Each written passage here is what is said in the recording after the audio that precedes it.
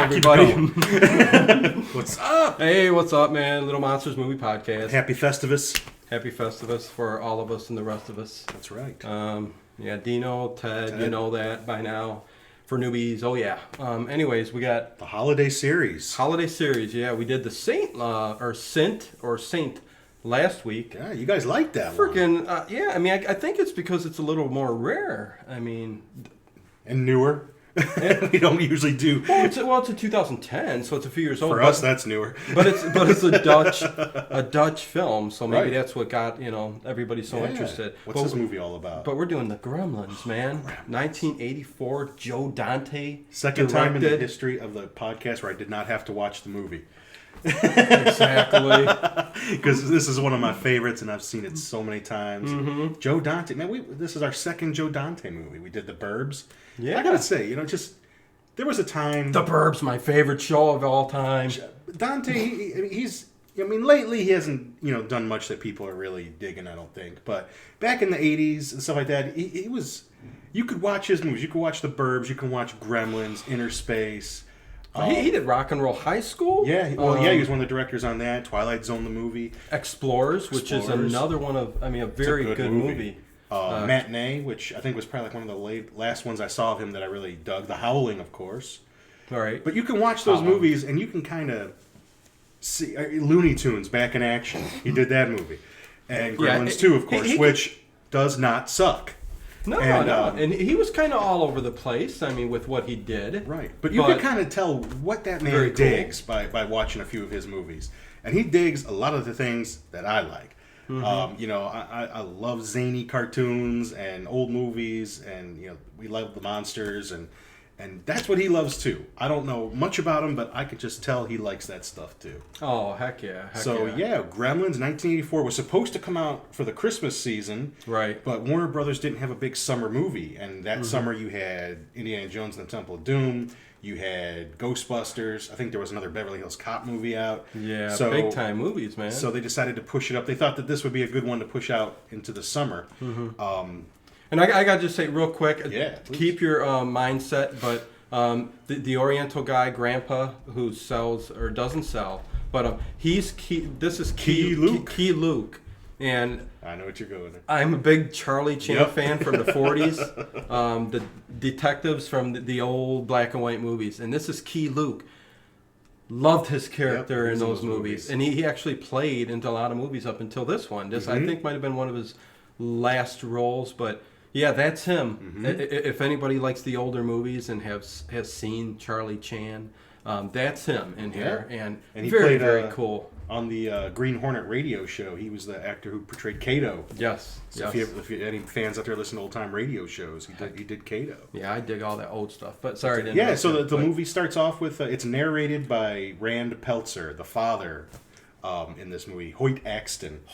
Yeah. Country western singer, a little bit of part-time. This movie's got no big actors in it.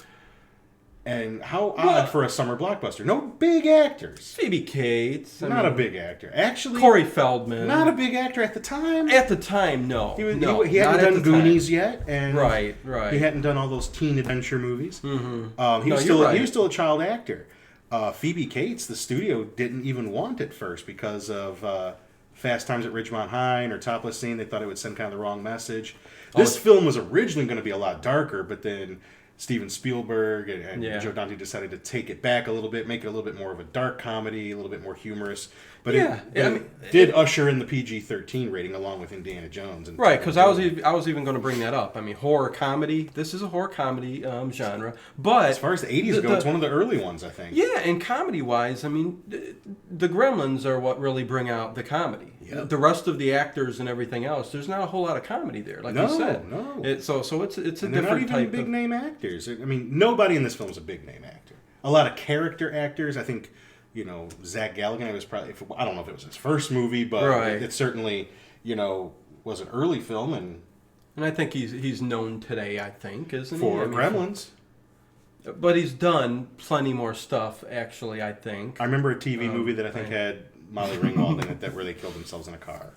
Molly Ringwald. Was it? Is that a TV movie? Could be. He called her Tulips. I remember that, and they got depressed, and they suffocated in a car together, but I don't know if it was Molly Ringwald, because she was a pretty big name then. So I don't remember that, to tell you the truth. But somebody tell me the name of that movie, because interesting. I don't know the name of that movie. I'm pretty sure it was a TV movie, and it was after Gremlins, because I remember, hey, that's Billy Peltzer from Gremlins. Cool. So now, does everybody know like where Gremlins actually came from? I mean, apart from old folklore, it was a big World War II thing that started in the Royal Air Force in England. Right, yes. Anytime something would go wrong in the planes or anything like that. It was a gremlin that got into the engine and tore it apart, which, Twilight Zone, the gremlin on their wing. Right, right. So, yeah. Is that the segment that Joe Dante directed in Twilight Zone, the movie? Because they redid that part with John Lithgow. And I think that's got to be it. Well, I don't know. I don't know if it's the one he directed or not. We're going to go with it. Yeah, he did. Because there was another one. He did the Gremlins? Because there was another segment that had the little kid in it. Okay. It had like cartoon character stuff, and that might have been Joe Dante. Okay, maybe. Yeah, we're gonna have to look back on that. But what would be the odds? Him doing the Gremlins movie, then the Gremlin in the Twilight Zone movie. So yeah, right. I do have to look. But that's how he hooked up with Spielberg, because they knew each other from that. Oh. And he had done The Howling back in '81, and those few years in between hadn't really done a whole lot. But Spielberg, remembered him. They did the Twilight Zone movie together. I don't know if that was '82 or something like that. Maybe I want to say '82 because all the Twilight Zone's after Gremlins, wasn't it? No, it was before. Are you I'm sure? pretty sure. Yep, it was before. Okay. It was before. Rockin' Ricky Rialto. Oh, we can't forget Rockin' Ricky. A lot of Easter eggs. What we'll call Easter eggs in this movie, especially if you like old movies and cartoons. Yeah. But I guess and then with the Gremlins, Walt Disney was interested in making a movie about it after the war, and Roald Dahl, who wrote Charlie and the Chocolate Factory and Matilda and all those good stories, he wrote a book. He was the inventor of the dolls. The dolls. What was the name again? Roald Dahl. Oh, okay. Sorry, wrong guy. Or if you're more of a hipster, the new Fantastic Mr. Fox movie from a few years ago and all that. That's right. That's the hipster movie. And because all the Wes Anderson movies are for hipsters. And I love the Wes Anderson movies. I do too, but they're for hipsters. We got Judge Reinhold in this movie too. Judge Reinhold once again. Another being horning over Phoebe Cates, just like in Fast Times at Ridgemont High. So two movies in a row. This should be like one of the #1 reasons why this is one of the greatest movies of all time. It's got Judge Reinhold in it. Oh, so exactly, yeah, and he plays that prick. Yeah, exactly. I'm going to be a millionaire by the time But anyways, right. Roald Dahl wrote the book, and it's illustrated. Disney never made it. There was a Bugs Bunny cartoon, falling hair, that's got the little gremlin in it, like hammering away at the missiles. And stuff. Yeah. And they were even thinking about hooking that cartoon up to the beginning of this movie. Like old movies used to have the... Yeah. But I think they just thought, the movie's an hour and 45 minutes or whatever, and you're going to have, a 10-minute cartoon at the beginning. And except for nowadays, we have a half hour before the movie even starts. Well, only if you go to Cinemark. Unreal. But the movie proper itself, starts off with Hoyt Axton saying, "Hey, I'm in Chinatown trying to sell some of mine." He's an inventor. Yeah. My name is Rand. Which Peltzer. the house is, Peltzer. And I'm an inventor. And he's trying to hawk some of his stuff in Chinatown. Yeah.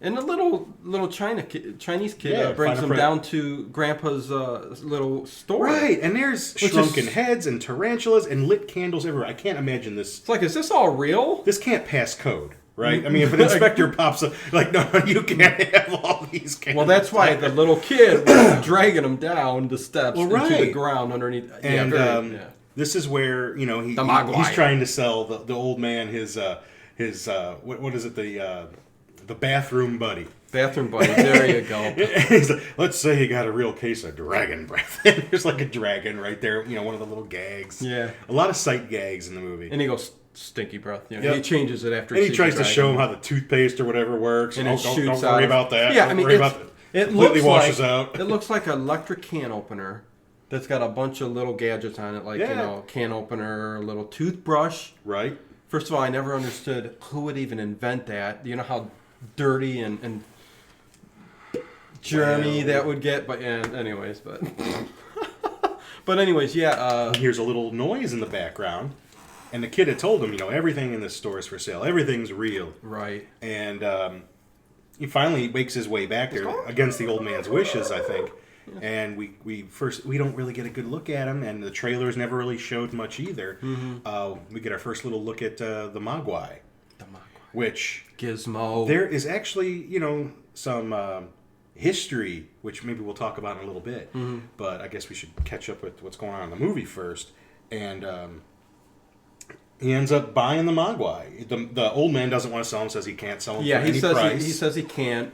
But then once he goes off, the little kid says, I'll meet you up in the alley. Right. The little kid, who's probably like 10 years old maybe, he goes, I'll meet you up there. My grandfather's... He's crazy. He's crazy. And besides, we need the money. So he said, what did he say? $200 bucks. Yeah. $200. So he ends and up... he keeps up and like when he's trying to make a deal with the old man, he keeps, $50. Oh, yeah. $100. $200. He said, no, you're not, Right. He's like, that's $200. Got to be ready for it. And when the kid hands off the Mogwai to him, we get in a cool case and all that. Yeah, we get the 3 rules. The 3 rules. Yep. And you can, no water. Right. Don't give him any water to drink. No baths. Yeah, nothing. Which we'll get into the whole snow part later on. Yeah. But anyways, but I know every movie. But anyways, it can't feed him after midnight. And sunlight. And sunlight. No bright lights, no sunlight. Bright light. Which is weird when we get to that, too. I mean, the whole sunlight thing, like, it's kind of vampire-ish. Sort of. I mean, the sun comes in and it can kill. Very weird, very odd to throw that in there for the Gremlins. But cool. You got the 3 rules, man. It's kind of like, the Fight Club thing, Mm-hmm. Rule number 1. But I remember because I was big on Gremlins. I had remember like the top sticker. Hey guys, everybody in the chat room. So, people watch it. Cool, man. Star, I see a cool, podcast man. for the win. Hope you guys enjoy it. This is a really cool movie. So, I had the bubblegum. I had a whole set. I may still have them somewhere. The whole set of the bubblegum cards. I do. I should have brought that down here. I got the whole set. I got the set of the Gremlins storybook. cards. Yeah, the book and records. I was nuts for Gremlins. Tons of toys. The top sticker album. Remember when you bought the little stickers and put them in the book? Oh yeah, just real quick. Is that Flo from Alice Diner? Oh yeah. Flo from Alice. In this. If anybody knows Alice from the '70s, the diner. Kiss my grits, Kiss man. my grits. Oh yeah, she's like the biggest star in the movie. She's Flo. Yep. Yeah, and but anyways. But I remember I had the novel, and in the novel it does give an origin of the Mogwais. And they were created on another planet to be like ambassadors of peace to other planets. And something like one in I don't know 1,000,000 or 1 in 10,000 or something would only be good enough to do it. So we have Gizmo. So he's actually he's not of this earth, man. He's an alien. Yes, and according to the book, that's never mentioned. I don't think in any of the movies. But wow. But yeah, Gizmo's awesome. I mean, how you know? I mean, come on. And then, so yeah, he takes Gizmo, and then it gets into like the credits of the movie, and we see this beautiful town, kind of like reminiscent of like Bedford Falls from It's a Wonderful Life, right? Except in color, but yeah, small town. Kingston Falls. Kingston Falls. And kids playing in the snow. It's all snowy. People buying Christmas trees. Yeah, and I love that scene too, where they're all playing in the Christmas trees. It's totally daylight out. Bus pulls up and starts honking, beep beep, and all the crowd of kids just come rushing over to the bus, and I'm like going, "What is it? 9 o'clock there?" I know. Our elementary school's 7:30 over here. I mean, what's going on? But anyways, early. I'm like going, "What the heck?" Corey Feldman's character, he's Pete. I don't remember his last name, but he's dressed as a Christmas tree, trying to help his dad. Evidently not going to school, just helping his dad sell the Christmas trees and. We just kind of get introduced to a lot of the characters. He doesn't even go to school. That's right. Well, yeah, he goes to his school. Dad he must be helping him for a couple hours in the morning. Yeah. But because it's such a small town, they probably can get away with that. But. And then we get introduced to Billy, who is, I think, typically late for work. He drives a little Volkswagen Beetle, and he's trying to get it to start up. All snow-covered, ice impacted. He's got the little, whatever dog that is. I don't know. Looks like a golden retriever or something like that. Barney. And whose real name was Mushroom, by the way. Mushroom. Yes, Mushroom. I don't know who would name their dog Mushroom. But yeah, so he ends up the guy next door actually. Mr. Futterman, who's been in like 18 of the movies we've done. Mr. Futterman, yeah. Isn't that funny? Yeah. Bit parts in just about every one. Lots of movies. But, yeah. And he comes over. Hey, Billy, you need a jump? And he's like, what is this goddamn foreign machinery? See that? That's a Kentucky harvester. Yeah. I've had that for 18 years, not one day of trouble. It's a friggin' plow. And he just look at He's driving a tractor around the town. He doesn't got a car. He drives the tractor around the town. Which is, hey, that's kind of cool, I guess. I don't know. This is where we find out that Billy's a cartoonist. Yeah. And he says, hey, I keep looking to see you in the papers with Little Abner and Andy Capp or whatever. And he goes, you know what? They're not in the papers no more. Yeah, and he's like, he hasn't quite made it yet. Yeah. So he's just going to hoof it to work. Mm-hmm. And for the really observant, when he's running through town, that was filmed on a backlot. I don't know if it was Warner Brothers where they filmed it. That's the same town that they used in Back to the Future. The same Burger King, the same movie theater. It's the exact same... For the theater scene. Yep. It's the same backlot that they use, except it's all snow-covered from Back to the Future. And there's another little Easter egg. When he's running through town, he says, hey, Dr. Moreau, who has no island. Evidently, but that's funny. Last time I watched, Dr. Moreau. See again, Joe Dante just loves the same stuff that we love. Man. He just seems like and it's cool. The guy seems like he's got the same humor as me, and I dig without a doubt. Yeah, I mean, that's our love. It's a Wonderful Life is even playing on. There's so many. There's movies that TV are all set, and because Steven Spielberg was a little involved in this movie. There's little shouts out to his movies. Mm-hmm. When he's running through town, the movie theater is showing a movie called I think it's called Like a Boy's Life and Watch the Skies. Exactly. And I think those were two possible titles for E.T. Before E.T. actually came out. Really? Those were two titles that it was going by at the time. Okay. Huh. So that's a little shout out there. And I think anytime you get close enough to the theater to see, there's like posters for Joe Dante's movies, like The Howling and stuff like that. There's his movies are. Huh. You got to pimp your own stuff. Heck yeah. Billy makes it to work. And like by the skin of his teeth, and he's got his clip-on tie, and he's got his dog with him, and I love that. He's got the dog, and he ties the dog under the desk because he's like a bank teller. Yeah, does he think the dog's just not gonna like take a massive crap and lift its hind leg? Yeah, the rope is around the dog's neck and tied to right underneath. Yeah, it's kind of strange that he brought his. But hey, if the dog listens, good enough, why not? Yeah, but that one thing, I just don't understand why he brought the damn dog. I don't know. But, and then we get introduced to, what's her name? Kate. Phoebe Cates. Phoebe Cates, who plays a character named Kate. And very conservative looking in here. Well, it's a bank, for God's sake. Hopefully you guys like stripe right here. That's Ted's. Yep, that's my dad's. He brought it over for me. Classic toy. That's vintage 1984 right there. Awesome, man. He never let me have it, but it was always in my house. Can't get rid of the toys. And it's so detailed and realistic looking. Yeah, it is. It's just as good as anything that would come out now. Heck yeah, man. So, but yeah, Phoebe Cates is. And she asks him to sign the petition to save Dory's Pub. It's a place like where everybody in the neighborhood, it's the local every bar. couple has met there or proposed there or something like that. It's a landmark. They want to get it right. I guess he's on hard time. It sounds like the town is kind of in an economic decline. Yeah. And like for instance, right after Billy signs the petition, and you can kind of tell he's digging on her a little bit. And then I think we see Judge Reinhold, who's the vice president of the bank. And he calls him like whatever. Peltzer, you're such a putz. You're a putz. Or something like that. Yeah. And then there's the president of the bank, old guy. I think he played the pedophile in Boogie Nights. The captain. It's the same guy. That's right. That guy's been in quite a few different movies too himself. But, and then we meet Mrs. Deagle. Yeah, Mrs. Deagle's Flo, like you were saying, Flo from Alice. Yeah, she's the rich lady who owns everything, and Yeah, she is like a real estate mogul or something, or inherited it from her dead husband. Right. And she's threatening him that Well, she's walking down the street. Remember, she's huffing and puffing down the street, holding this snowman's head. Yeah. And just bulldozing through anybody that gets in her way. Mm-hmm. And you could hear the grunts. Oh. She kind of reminds me of the sounds that Mama Fratelli made. In the Goonies, those grunts.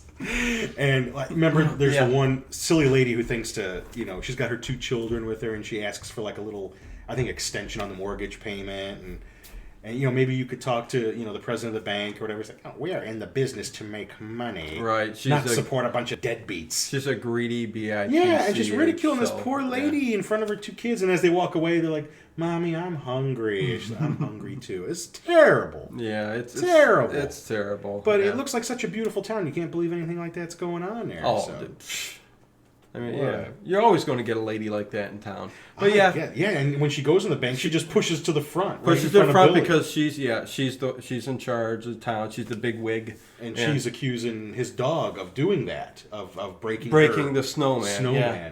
And he says, I'll pay for it. How much do I owe you? Which I wouldn't have done. If my dog accident, whatever. I mean, knocks over this. She threatens him and says, I'll take the dog. Yeah. And then I want your dog. And she says, I'll take him to the dog pound and he'll be put to sleep. Mm-hmm. Basically saying, I'm going to kill your dog. Yeah, she says something. I can't remember what else she says. So rotten. I'll get him when he least suspects it. I'll make it nice and slow or whatever. I think there's like the guy behind her. He's like, yep, that'll do it. Yeah. That's what he says. He says, yep, that'll do it.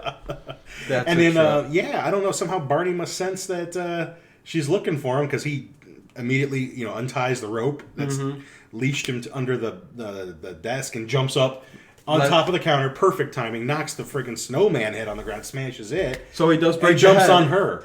And oh, my heart. And the president comes out and he's like, he's going to get a lawsuit. Kissing her butt. Kissing her butt. But he doesn't get, Billy doesn't get, no, it sounds like... fired or nothing, so... Yeah, it sounds like the boss gave him an extra chance because the next scene they're at Dory's pub. Yes. Judge Reinhold walks in. Phoebe, her name's Kate. Kate is, she's waitressing there. She's volunteering to help him out. Volunteering. The guy who owns the pub, Dory. Yeah. Okay, Phil. Sorry. She's volunteering, because it's so he doesn't have to pay a waitress. People are chipping in trying to help out. Yeah. And he even says, so he guess who almost filed for unemployment today. Just Judge Reinhold just being a big a-hole. But and I got to throw out before we get too far into this because this scene, he's drawing a picture at the bar, and I think it's a dragon or something like that, a monster. And the guy next to him says, real good. He's like, thank you, Mr. Jones. If you don't know, that's Chuck Jones from Looney Tunes. The guy that was responsible for, Isn't it amazing? Years and years of Looney Tunes. How many little Easter eggs are in this movie? Mm-hmm. I mean, he really did this movie up. Yeah. And this movie stands the test of time. Oh, doesn't it? I mean, it's always going to be... And stands out, too, from anything else. I mean... Do you really have anything else like that? I mean, I know you got started a bunch of copycats. Well, that came after Critters, Ghoulies, Troll, Munchies, but nothing. Those movies all came okay, but but if it wasn't for Gremlins, that got the ball rolling. Exactly. And Dante even got Chuck Jones to contribute some animation to the beginning of Gremlins 2. If you remember Gremlins 2, it starts off with Bugs Bunny, cartoon. But then it becomes like self-referential, we're going to start the movie soon. And Chuck Jones had been in retirement. He came out of retirement to, help animate that. Yeah. So, it's just cool. Little, if you know your movies and you know your people, there's a lot to really, you can enjoy the movie without knowing any of this stuff. Oh, yeah. But there's so many Easter eggs. And we haven't gotten to my favorite one yet. So, he says, the old man gave you another chance. He's like, I'd have fired you in a second. Oh. Yeah. And then they're sitting, he gets up. He gets away from the bar. Okay, I'm going to get away from you. Goes to the table. And Gerald, his name's Gerald, follows him right over, to the table. And then Kate comes over. And he starts flirting with her, wanting her to come over to his place. Hey, we're talking cable. Because cable is pretty new in '84. And is this before we get to that, is this a scene too where when they leave, what's his name next door, his tractor, is he out there at this time, or is that later? That's later on. Okay, that's later on. That's a little later on. Okay, but it's I think it's the same night. Right. No, it's not. It's another night altogether. Okay, that's when you're talking when Mr. Futterman's all drunk at the bar. Yeah, and he talks about the Gremlins. That's a little later on in the movie. Okay, so we're back. Basically, it gets back home after all of this, right? And Mom's making cookies and watching It's a Wonderful Life, but she's crying too.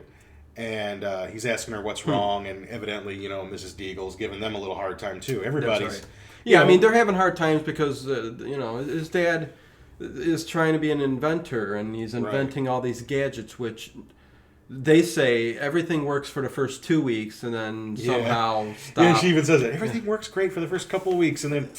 Yeah, poof. But yeah, it's probably hard to make money and, that way. You know, I mean, he's living his dream. He's following his dream. It's he just needs that one thing to get him over. Maybe he thinks that bathroom buddy will do it, but I don't know. And he's trying to push it, but and then not working. The door opens, and I love how every time the door opens and someone closes it, they have like next to the door they have crossed swords, like a decoration on the wall. Falls, and one of them always falls, and it makes that noise. Yeah. And he's all la la la la la la la, and they're like, "Oh, your father's home. Let's not tell him about any of this." And hilarious. And he brings in the gift wrapped up. It's Gizmo, the Mogwai. And he's like, here I got you a present, and he's like, and he hears Billy hears noise, and he's shaking. He's like, oh, and it won't wait till Christmas. No. and I love how Gizmo gets up out of Remember, that. he thinks it's a puppy first. He's shaking. He goes. It's a puppy. It's a puppy. It's a puppy. Nope, it's Gizmo. Right, and the dad has to tell him, make sure you turn the lights down, everything like that. Sets the mood because of, Well, the bright light. Yeah, and they're told about all these things, and I guess who's to believe, you get water on him. Although I think Billy did adhere the best he could. And what happened was an accident and stuff, But it just shows, it's a ambassador from another planet. We're not ready for him yet. Exactly. And Gizmo just is... I love his introduction. When he at first he just kind of pops up real fast, and then he comes up real slow, and you get your first good look at him. And what an adorable little thing. Heck yeah, man. And the original idea was that, we all know about Stripe and the Gremlins, but originally Gizmo was going to turn into Stripe, and he was going to be the bad guy. Yeah. And Steven Spielberg kind of interjected that, the audience should really identify with Gizmo, and I'm sure they would really like to see him the whole movie. Oh, yeah. And so that's when he talked about, making them separate characters. Which was a great idea. The best idea. If you change that, I think it kind of changed the whole... Right, and it lets Gizmo be the hero at the end. Exactly. I mean, when you see him in that when he gets driving the little car around and stuff. Yeah, everybody's seen it. I don't think there's any spoilers in this movie. But that's just so great when he does that at the end. But anyways, Dad tells him, I just started calling him Gizmo. He seems to like that. But from what I understand, because the puppet itself was so little... Yeah. Because this movie was all done... There's one scene of stop motion later on. But the rest of it was done... When all the gremlins come running up through the street. Exactly. Yeah, stop motion. Everything else was puppets. Yes. Because it was the only way to do things then. And he was so small and the parts were so small he would break all the time. And they had different sizes. They had, like, when you see a close-up of his face, that was a bigger, like a bigger, life-size face. And they actually had a list. Things to do to do to Gizmo. And there's a part later in the movie when he's like up on the dartboard and they're throwing darts at him. That's what the guys doing the puppets wanted to do to him, because evidently he was very challenging. I can see that. I guess like the dog even bit one of its ears off and ran off with the ear. That's hilarious. Yeah, I read that online. And you even see the dog through most of the movie just like he's licking on him. Yeah, the dog starts licking on him. And when he picks him up out of the box, he's just cradling him like a baby. And Mom goes to take a picture. And it's one of those old cameras with the flash. The flash, he jumps over into Dad's arms. And Dad's holding him. He's like, oh yeah, I forgot to tell you. There's 3 rules. And that's when he mentions the 3 rules. And I love when he says... you can't give him a bath. There's a mom. Oh, great. No water to drink. Yeah. 3 rules. How does he live without water? Well, he's an alien, so who knows? Yeah, I mean, it's kind of strange when you think about it. But, yeah, it's, it is what it is. But, yeah. And there's the whole midnight thing. What if he's on an airplane, like in a different time zone? Or... And when they, like I said, when they go running off in the snow... Yeah. Throughout most of the movie. Well, hell, they're drinking beer. Beer's got water in it. That too.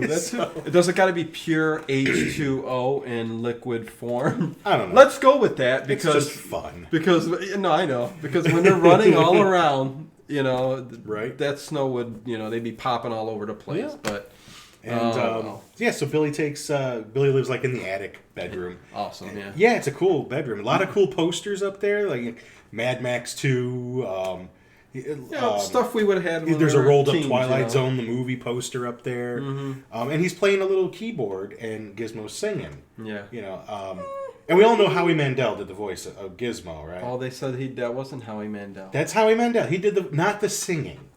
Anytime that Gizmo was singing, it was actually like a little 13-year-old girl they brought in. Okay. But the actual, like that was Howie Mandel? That was Howie Mandel. And Stripe was voiced by, what was his name? Last name was Welker. It's the guy who did Megatron on the Transformers cartoon.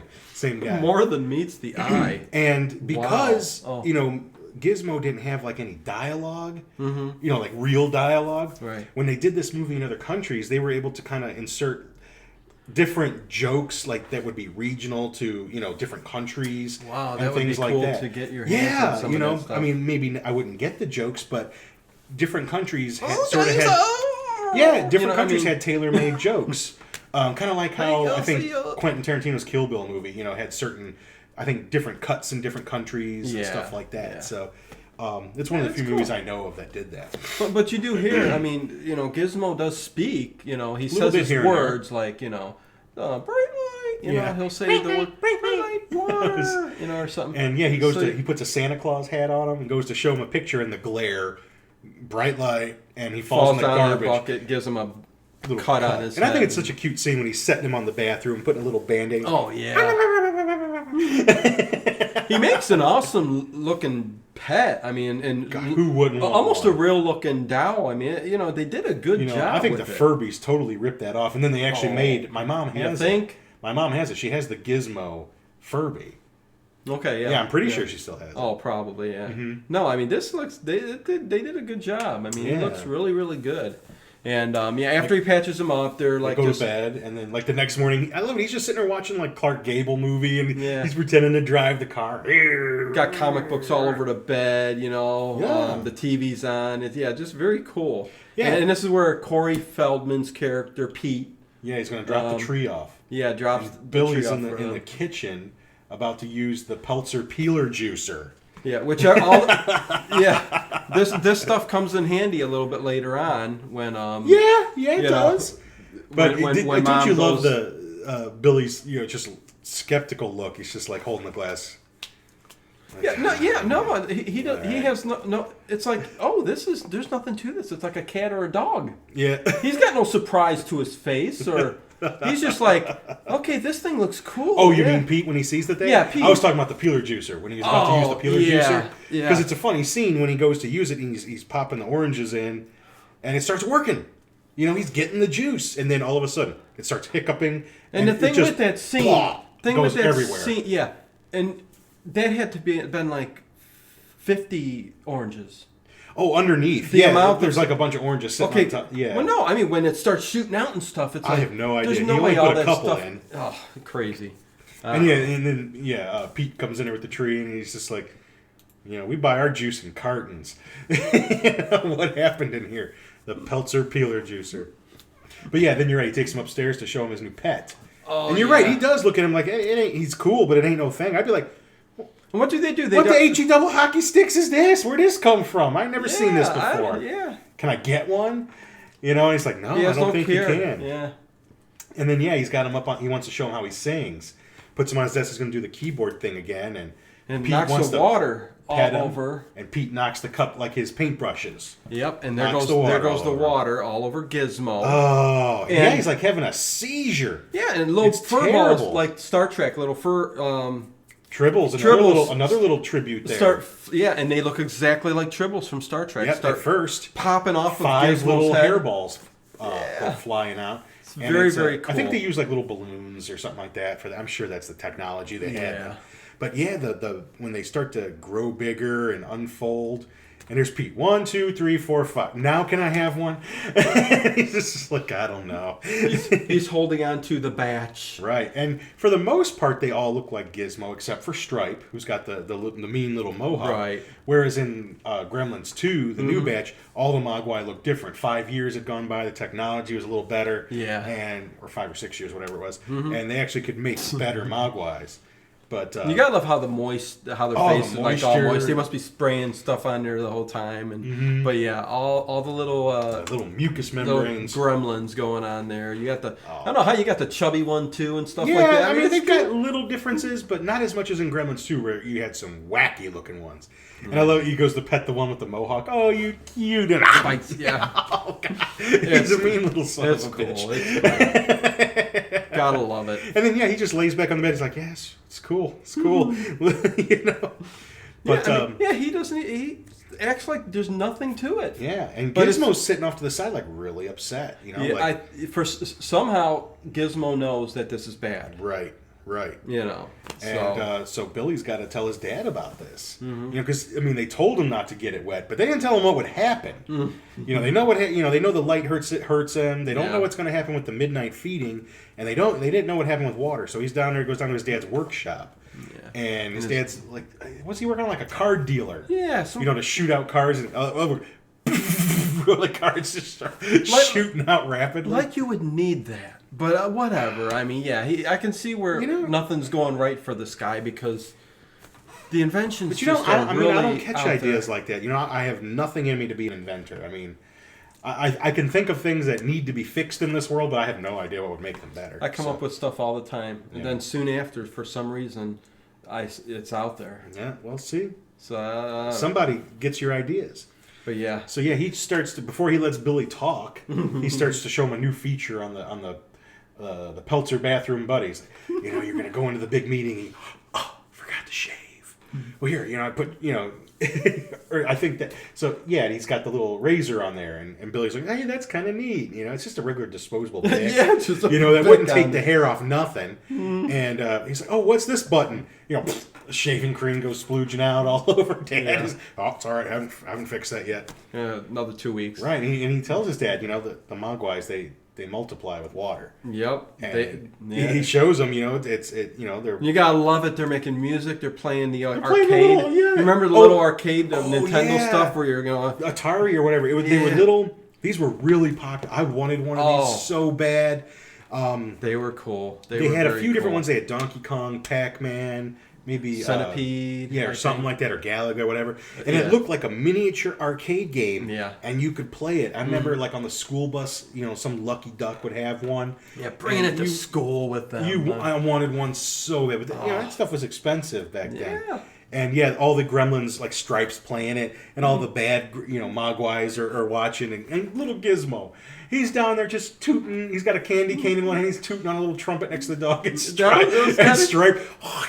It's a huge loot all over. That is disgusting. It was a little gross. Yeah, he just. It looks like chewing tobacco juice. Yeah, man. It's so disgusting. He's just.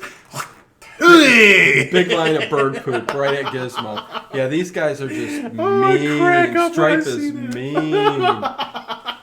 Oh my god! I'm sorry. No, that's unbelievable. And then what happens? Well, Gizmo still gets the place of honor in the bed, right? And the others are tucked in a trunk. And, little box. They got a blanket. It's kind of cute. All 5 of them sleeping. Yeah.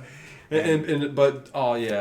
Troublemakers. Billy's, wondering where's Barney, the dog, and starts hearing something. Yeah, and he's hung up in the lights on the front porch, like the Christmas lights outside. He hears them, basically almost like hanging. It's around his neck, his body, and it's cold out. It's snowing, and they're at the kitchen table. He's drying them off. He's like, he thinks Mrs. Deagle did it. Yes, he would have been what did he say? A Barney sickle, a dog sickle.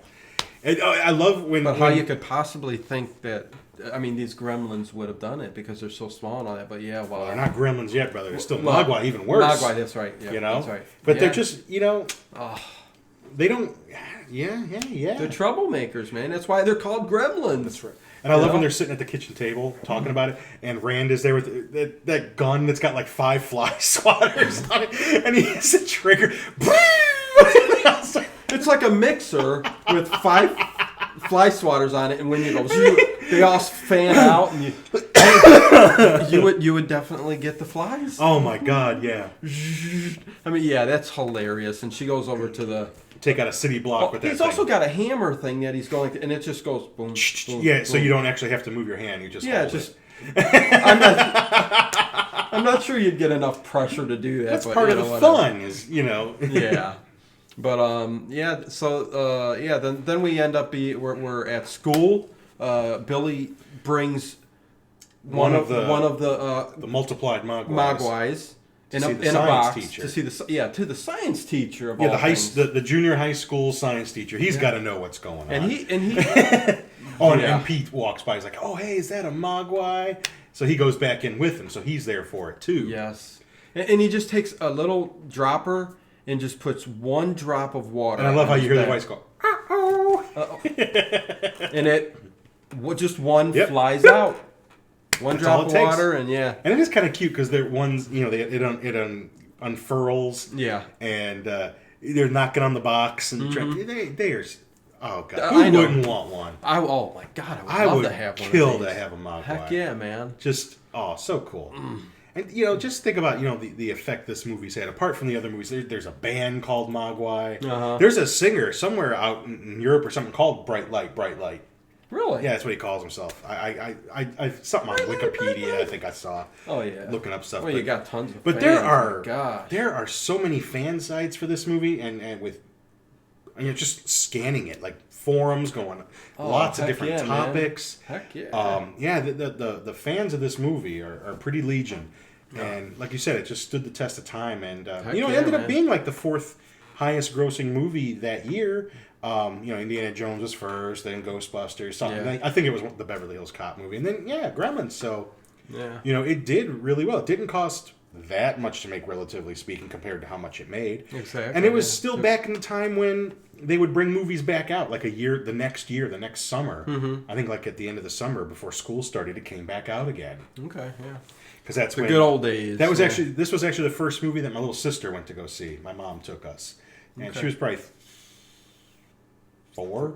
Okay. Maybe not even 4 yet. And because she was born in 1980. Not even 4 yet. I wasn't, for some reason, I wasn't taken to this movie. No? Not sure why. Yeah, it was the first movie she saw, and then my dad might took have us seen it when it the came next to summer. TV or something, yeah. Oh, probably. Yeah. But this is, then they go, they're back in town. It's that night. Yeah, that night he goes to the bar again. Mm-hmm. What's the name of the bar? Dory's Pub. Kate's working there. And this is the scene you were talking about where Futterman's all drunk. Yeah, because he's laid off work. Yeah. And he's just depressed. Like a lot of people in this town. He's just sitting there. He's, no. And Kate tells Billy. He's blowing on the.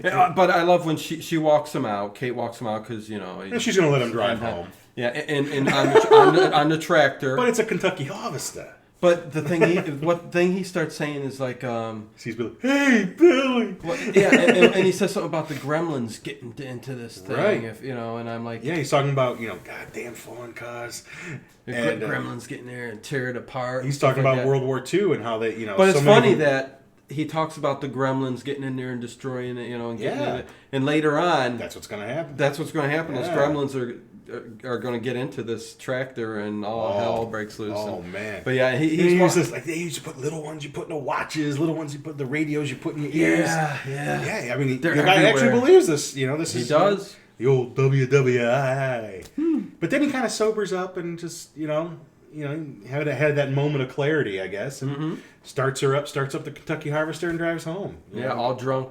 But there's nobody on the road. It's Mr. Futterman. Yeah. I mean, you should be able to get out of the way of the Kentucky Harvester in time. You would think so. Yeah, I mean, there's... But what if you're also drunk walking down the street and he doesn't see you? Accidents happen, Ted. This is 1984. Come on. You didn't even have to wear seatbelts. You could hold your baby in the front seat of the car and drive. You remember those days? Oh, Mom be holding you in the front seat of the car, feeding you a bottle and driving. Wow. 70s, early 80s. Yes. No laws regarding this kind of thing. Oh, how funny, yeah. Yeah, totally. So I don't think the drunk driving thing was as big of a deal. We remember that, yeah. Yep. Anyways, Billy's walking Kate to her house. Like if you had a station wagon, you'll pile like 6 kids in the back, and no one's got a belt on. I'm the oldest of 7. I know what that's all about. Oh, yeah. So, yeah, got to go up to the store. dragging all the kids along, man. Yep. Some of them, oh yeah. All in the back of the station wagon. No seatbelts, no nothing, rolling around, hitting the glass. Oh, a funny story with that, since we're talking about back in the 70s or late 70s or the cars and stuff like that. The whole family packed in a car. It was who knows, an 81 something, or it was an old car, and we're all in the car and stuff, and I'm in the back seat with my uncle, and we're both on both sides, and it starts pouring out really, really bad. Mm-hmm. Okay? The windshield wipers aren't working. So you know what the family members did in the front, the adults? They went and tied string to the wipers on one side and to the other side. I'm 6. I'm going like this as my uncle's pulling on the other side as they're driving the car. Funniest thing, I'll never forget that till the day I die. That is as ghetto as you could get. But see, that's the ideas, man. Can you imagine? I remember it, and I think it was raining so bad though, Ted, that I don't think it was making any difference. I'm getting tired. I mean, I don't know how far away we were from home, but yeah, it was a trip. It was a trip. That's great. That's awesome. Can you imagine the stuff they put us through? Man. But anyways, yeah. So yeah, Billy's walking Kate home, and that's where he's gonna, he finds out. Then we get this cool story. Yeah. Go ahead, man. No, you go ahead. Why? Because Kate says she doesn't celebrate Christmas. Okay, yeah, she doesn't celebrate Christmas. And he can't believe it, and she's like, why? He's like, yeah. First she goes, this is the what are you, highest. Jewish or something? Yeah, well, because he don't get it, and she's like, this is the most suicides during this time of year, depression and all that stuff, right. and she starts going into the story. Because he's curious, why are you so depressed and not into the whole Christmas thing? What's wrong with you? And she basically says, and this is a dramatic piece. This isn't. There's no comedy. Almost don't. That's maybe a little bit. You almost don't know whether to laugh or take it seriously because the story is so ridiculous. It's like one of those urban legend stories, right? And that's the reason why Joe Dante left it in there, because Spielberg wanted it out. Did he really? He did not like that. Okay, well, what we're talking. He fought to leave that part in there. Wow. Because that's what they said. They go, the audience isn't going to know whether to laugh or be serious about it. He's like, that's why I want it to be in there. Yeah. That sums up the movie right there. Yeah. So. Joe Dante, yeah, okay, that figures. And the story is that her, Christmas Eve, her father didn't come home from work. She goes over to the fireplace. A couple days later, or several days later, maybe a week later, because Dad never came home. Yeah. And she notices the smell. And she said, I thought, we got the fire department over there, and we thought they were going to pull out a dead cat or a dead bird. They found out up the chimney was... Pulled out her father? Her father was pulled out with gifts. He had dressed up like Santa Claus with gifts, and he was going to surprise them. Slipped and broke his neck. And then even in Gremlins 2, they parody that. They spoof that, because she tells another story. I think it's about the Easter Bunny. About some guy, like in a park or something like that. She's got another story. Okay. So, and that's why Gremlins 2 is pretty cool. Yeah, because it spoofs on things. Like, it doesn't take itself seriously at all. Mm-hmm. Like, you know what I love? And you can find this on Wikipedia, any place, is that, like, Roger Ebert, he loved this movie. He gave it a pretty good review. Leonard Maltin didn't like it. And you guys know. Who didn't? Leonard Maltin. Okay. He didn't care for the first Gremlins. Said it was gory and scary. Those guys always hated these. I don't know. I never... But then, Cisco and Ebert. Just to show you a little bit of like what Joe Dante does, he put Leonard Maltin in Gremlins 2, and like with a copy of the movie, and basically just like reiterating his review, how much he didn't like it. And then like the Gremlins attack him and beat him down or whatever. That's right, I remember. But Leonard Maltin gave Gremlins 2 a more favorable review. Because he said... But see, that just goes to show, That's the kind of stuff that, the humor that Joe Dante likes to put in his movies, and I love that. And if you ever see Looney Tunes back in action, there's a ton of it in there. Yeah. That movie's just awesome. I got to pick that up on Blu-ray. That's I've awesome. never seen Looney Tunes. You've never seen Looney Tunes back in action? No. With Brendan Fraser and I was so hipped on the old cartoons that I for some reason just said I ain't watching. No, you know what? Space Jam's a piece of crap. I know it's got its fans, but I don't like it. But this one is recommending watching. Huh? This one gets back to the zany, the little risque. Okay. And it was, Oh, man, Brendan I'll have Fraser to was a watch great it. pick to be in that movie. It's got Timothy Dalton playing like a James Bond kind of character. Okay. And they A James Bond type character. well, because he did Here's play James James Bond. Bond. But he's what is his name in the movie? I can't remember. Something Drake, something like Okay. that. Yeah. But it's sort of like his Bond character. And he's an actor, does all his movies. Yeah. But he's actually really a secret agent. And there's a part where they end up in Area 51. Okay. And if you like the old 50s movies, there's the monster from This Island Earth, there's a Dalek, there's all kinds of stuff from old movies. Oh, in I there. guess I'm going to have to watch it. Yeah, then, definitely. It is Wow. funny. It is funny. Can't believe I passed on that one and didn't really know. I mean, Actually, after Gremlins 2 kind of bombed, he had a hard time getting like a movie gig for a while, and they decided to bring him back for Looney Tunes Back in Action, but unfortunately, it as well didn't do great box office for some reason, and unfortunately, he's done some movies since then, but I think he's kind of fallen off the radar, and I haven't watched any of his newer stuff. I should, but I haven't. I mean, I did see that he's even done something up till now, and he's got something else in the works. Yeah. So he's out there still doing stuff, but then we come up to our next scene, which is very, very This cool. is it. This is the beginning, man. Yes. They're Well, he asks Kate out first. After he gets the store, he asks her out on a date. Right. So we know they're gonna So hook up. they're gonna date, but they're all hungry. The Right, he's back in his Mogwais are all room. hungry, and Right. Yeah, they're all banging on there, and he's doing some drawing on the bed, and Gizmo's I love how he's looking at comic books in 3D. yes, Yeah, and he's like the 3D thing He's because that was big pretty back neat, then. huh? Neat. That was big back then. Oh yeah, I had tons of 3D comic books back in Heck the day. yeah! I had- And he looks at the clock, and it's because he knows you don't feed It's him like after 20 to midnight, 12 and or it's like something 20 like to 12, which we'll find out later is Like, all right, something all right. happened there. But Big plate of fried chicken in the fridge. yes, he goes down. Mom has got to be pissed off about this. Yeah, that's like the whole meal for the next day. Or Who a makes couple that days. much fried chicken? Or a couple days after that. I mean, come on, man.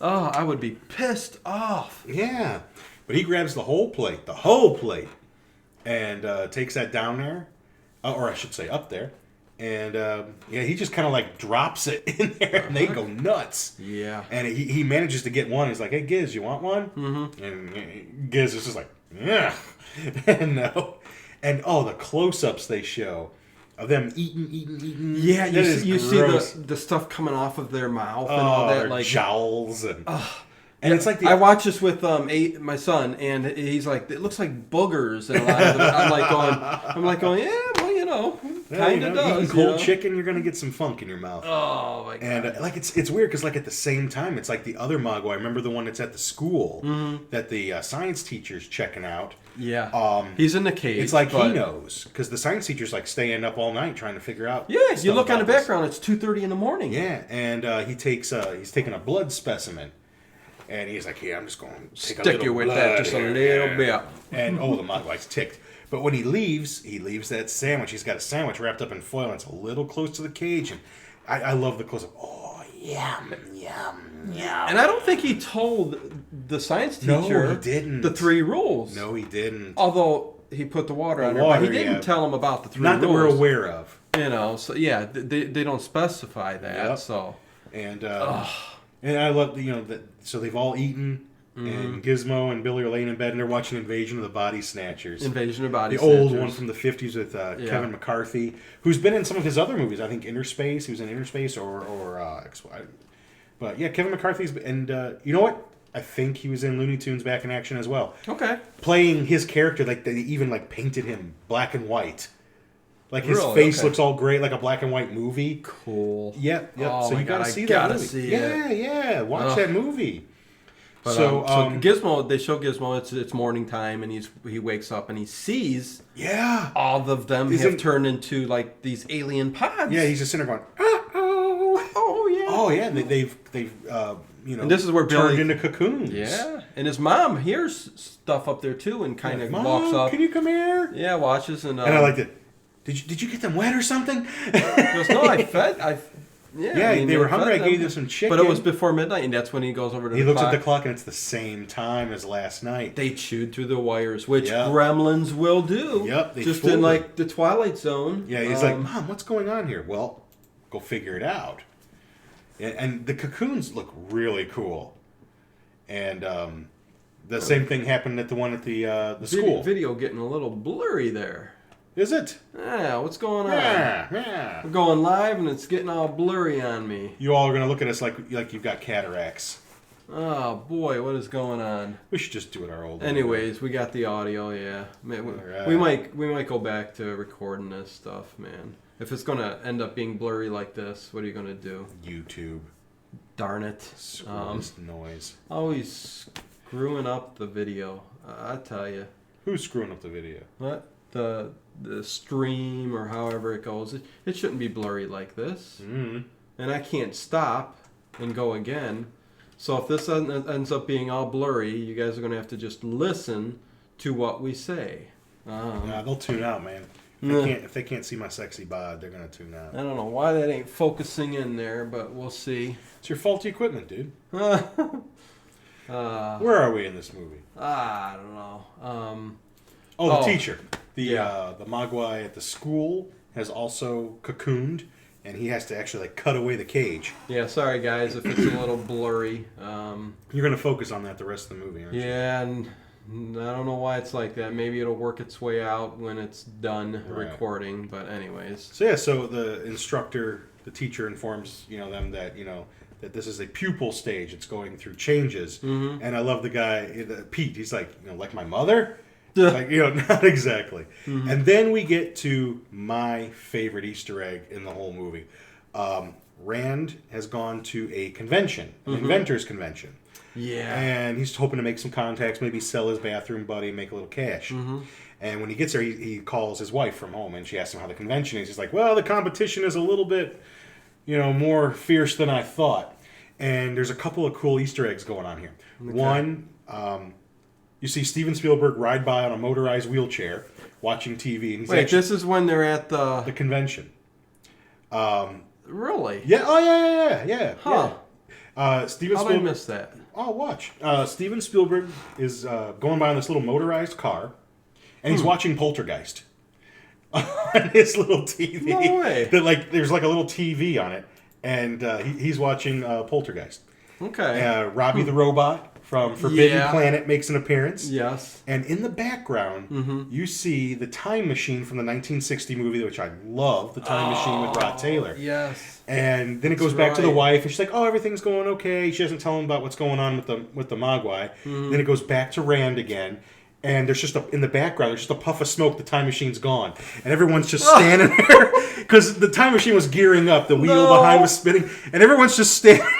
I don't know if you've ever noticed it before. I didn't notice you that. You gotta go back and watch that part. Everyone's standing around going like this. What the heck? It disappeared. How the heck did I miss that? Oh my God! It's a complete replica of the time machine. Oh, Ted, this is I guess you gotta actually. Now that I'm hearing everything Ted is telling me. Because you must have dissected this with a fine-tooth comb. I've remembered. But you gotta watch. You just gotta pay attention because you want to watch him talk to his wife. But if you look in the background, there's smoke back there, and everyone's going like this because the time machine's gone. Like it worked. That is hilarious. And the Steven Spielberg thing. You see a guy go by, but unless you look real carefully, you don't notice it's Steven Spielberg, but it is. Wow. Yeah, he's driving by. It's like a motorized wheelchair, but it's got a TV on it. And he's watching Poltergeist. Which is one of our earlier podcasts. Yes. Go back. Yes. Check it out. Mm-hmm. But that is awesome that he threw in...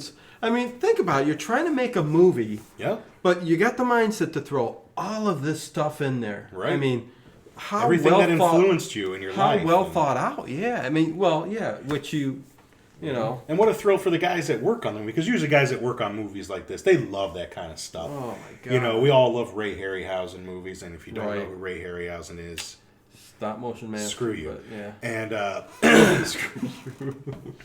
Because we're not blurry no more. This is more like we do a lot of monster movies, horror movies, but this is more of like what I really like. Movies like this, or the Ray Harryhausen movies, the Sinbad movies, Mysterious Island. Yes. First Men in the Moon, Jason the Argonauts. Love that movie, man. First Men in the Moon, so First Men in the Moon. Yes. I'll take Journey to the Center of the Earth before, or the old Clash of the Titans before, any of these newer movies. Before I watch a Marvel movie, I'd watch Journey to the Center of the Earth with James Mason. Oh, there's so many good ones. Right. I mean, those are just better movies. The dartboard scene there that you were talking about. Oh earlier. yeah, because the gremlins hatch. Yeah. And then we're going to get to the scene that ushered in PG-13. Right. This along with Indiana Jones. And they did it fast too. We'll get to that in a second, but what was I saying? And then the one at the school is hatching as well, because Billy gets the call from the teacher, like, Billy, it hatched, and he leaves the ones. Right. So it's almost like he's telling them that the one at school hatched before the ones at home. So right. He's going to go to the school first before he even gets home, and which leaves his mother there by herself to tend with Gizmo. Gizmo's there too. Well, he's stuck in a clothes chute. Because they throw him. She's making cookies, down the gingerbread clothes man chute. cookies. Yeah. And she's playing some old records, Do you hear what I hear? And she starts hearing some noise up there. And you see smoke coming down the stairs and all that. Like, and the pods are making, and you only Freon. And that's what was cool about when he was watching Invasion of the Body Snatchers, because they showed the pods busting open, just like, these do. Yeah. So a little shout out to that. Oh, my God. And, you only see their shadows, and Gizmo's like in a like a moped helmet, shaking. Oh, that's an awesome scene. Awesome scene. And then another scene, you see him up on a dartboard, and they're throwing darts at him, which I know was for the guys who had to operate the puppet. Things we want to do, horrible things to do to Gizmo. Throw darts at him. And these gremlins. I mean, gremlins. Right. And the poor Gizmo. And at the school, after the teacher had called Billy, he's trying to coax the gremlin out because it's hiding. And he gets in a big tussle. It scratches him, makes him bleed. Hey, you're not still mad about that old blood test, are you? Yeah. It's like, I got you a candy bar. Right. And I think it kills the science teacher. Well, it does. But at first, you just see its hand come up. Like there's an apple, and it takes a bite, 'cause it's behind the desk. Right. And it takes a bite of the apple, and throws it. And then there's glass test tubes. Remember, and it takes one of the test tubes, and it's like, and you hear it eating that. Yeah, like, oh my God, this tastes good. Yeah. Glass. That's awesome. And, so then it gets the candy bar, and as it's taking him by the candy bar while he's holding it, it grabs him, the teacher. And, when Billy shows up, the teacher's dead. He's got a syringe stuck in his butt. He must have injected him with something. Because he took the blood out of him, so he's going to get him back with the needle. And Billy goes to call the police, and when he goes to reach for the phone, the gremlin hand comes up, scratches his hand. Him, tussles. Pretty good, and then it runs off. It runs through the vents and stuff like that. Smashes right through. Yeah. And he goes to a first aid cabinet to get some bandages. When he goes to open it, that's when we get to see the gremlin for the first time. Yeah. And it pops up there, inside the I don't know how it got there so fast. Right. But yeah. But you gotta love the scene when we get back to the house and the mother's there, and she really goes into ninja mode. I mean, she's making, like you said, the gingerbread cookies. Yeah, she goes upstairs, sees that all the cocoons have hatched. The gremlins had thrown, like you said, through Gizmo down the laundry chute. She comes back down. She sees a gremlin. They're all in the kitchen. Yeah, and she's killing them. Eating the cookies. With all the dysfunctional Peltzer inventions that were made. And one's awesome. in the thing, and she grinds it up. And it's like I don't know what that thing is, but it's like a mixer, I think. Yeah, like and a big cookie mixer type thing, and he's in there, and got she his head all in there, on. and she turns it on, and all the guts start flying. He goes around, and she stabs one, and puts another one in the let's see in the microwave. Yeah, and now that's the scene that she stabs one. Let's see, one's in the mixer because there's 4 of them that she kills, right? Yeah, one's in the mixer. She stabs the one on the counter. Stabs one on the counter. She puts one in the microwave, and with the flea and tick spray she gives, sprays him in the eyes and forces him in there, and that blows awesome. up. Oh. And they were afraid kids would get the wrong idea and put their dog or cat in the microwave. Did that ever happen? Well, I started hearing. You heard stories about that. I think those are just urban legends. I don't think it actually happened. It could have been. But that scene is.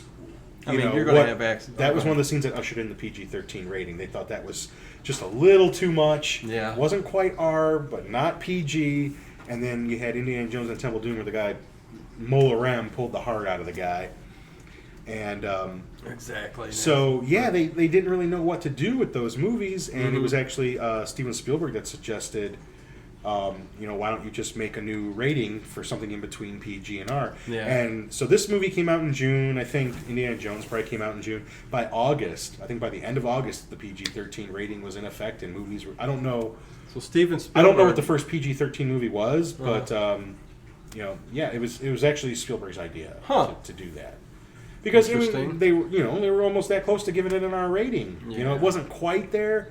I mean, there's movies like, I'll go back like Clash of the Titans, for instance, that has some. Well, the fourth Gremlin, real quick, she goes downstairs. She's downstairs in the Christmas tree. It's hiding in the Christmas tree, and it starts to attack her and scratching her face. I was thinking that was Stripe for a second, but that's not Stripe. That's why I didn't say that. Yeah. I knew one attacked her. Stripe's hiding in the box.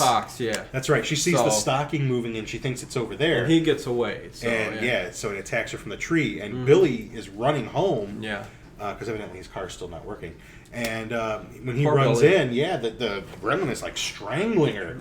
With the light strand. Now the original story, when they were originally working on the script, the gremlins ate the dog. And they killed his mom, and when he came home, her head comes bouncing down the stairs. Really? Yeah, that was in the original script. Now, Chris Columbus is the guy who actually wrote this script, and Chris Columbus, maybe that's why he threw real quick through the thing where he cuts off the gremlin's head, and it flies into the fireplace, and it's sitting there burning. There's a little bit of it there. So maybe he said, hey, if we can't cut off her head, we'll cut off the gremlin's head and fling it into. So, yeah. Right. And where was I at? Oh, sorry, I didn't mean to interrupt. No. Because this story was written by Chris Columbus. Yeah. Who, Home Alone. I think the first couple of Harry Potter movies. I think. Yeah. So he made a pretty big name for himself. Oh yeah. But he wrote this story when he was just starting out, and this he lived that long. Christopher Columbus? He lived that long? I knew you were. They got a date. I knew you were gonna do that. What? He invented a ship and sailed the seven seas. He invented a ship to the Americas, right? In 1492, sailed the ocean blue. And he made these movies, so pretty good. Yeah, so what he's happened? had a long career. Okay. Well, when he wrote this story, but it was from what I read, it was what they call a spec script. It was just like to show people that you can write a script. But it was initially his story, and Spielberg thought it was like a really cool story, and that's how it got fleshed out in the script. It was never intended to be a movie. Really? Never intended to be a movie. It was just to show, like, a studio, I can write. Stuff like this happens all the time, though, in Hollywood. Although, for the worse nowadays. But anyways, I know. You got some gems back in the days with that kind of stuff happening. Absolutely. Man, I am getting hungry. Are you? Yeah, I made spaghetti today, man. Need some cold fried chicken? Yeah, and look like this in the morning. Boogers coming all out my mouth. I made some spaghetti, man. So I'm going to eat some spaghetti. Homemade Meatballs? Spaghetti. Sausage? When I have spaghetti, I gotta have some kind of meat, some sausage or meatballs or something. I do like the triple venison, pork, and ground meat. Mm-hmm. So, anyways, venison. So where are we at? Deer meat? Yeah. In your spaghetti? Yeah. Who does that? A lot of people. Where are you getting deer meat? But anyways, they sell it. They sell. Okay. So what? So Stripe's on the loose, and because he's in the window. He sees that because Billy, like you said, he cuts the head off of the. He says, "Hey." Takes one of those swords and cuts the gremlin's head off, goes in the fire. Mm-hmm. Stripe is in the window. He busts out the window, runs away. Yeah.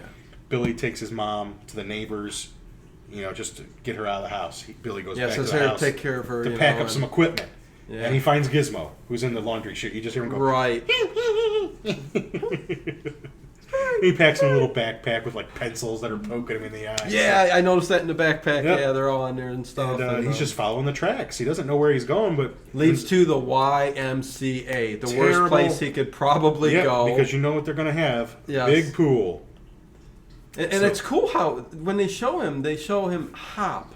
Yeah. Yeah, he's in the Y. Billy kind of has to break in. Well, Stripe's already broken in. He gets himself in there. Mm-hmm. And he's trying to get the lights on. He opens up a breaker box, and Stripe's in there. Yeah. He jumps out at him, I think slices him on the chest.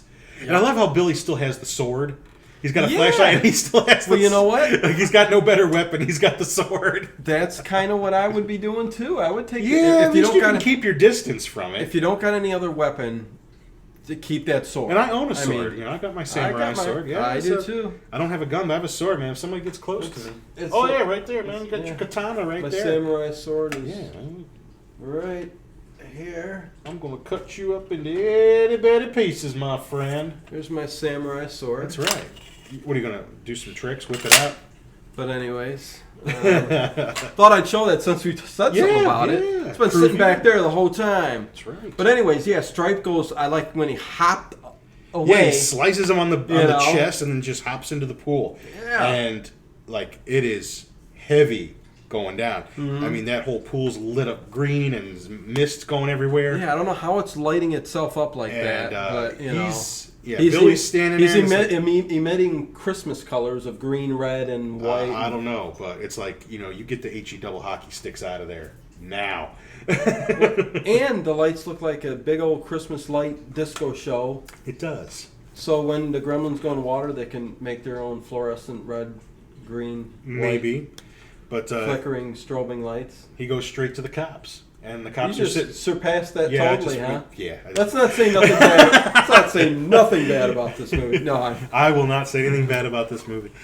And again, there's two police officers in this who are completely inebriated. Yeah, they're drinking their booze. They're drinking eggnog. And like in most of our movies that we do, there's always two cops. There's always two cops. One's drinking, the other guy's.